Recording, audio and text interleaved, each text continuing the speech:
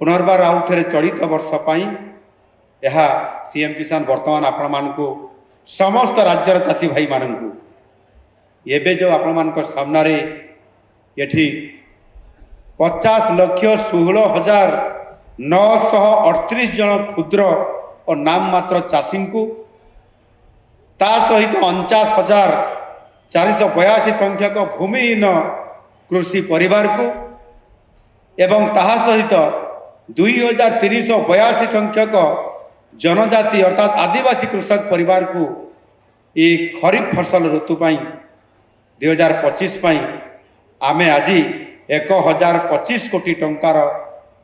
सहायता राशि आज आप सामने ठन ठन ठन ठन ठन ठन ठन ठन करी आज समस्त चाषी भाई मान को आज 4,000 टंकार 2,000 टंका आज दिगला प्रथम किस्ती रे आगुआ भाव में देले चाषी विहन सहित सार एवं कीटनाशक औषध सहित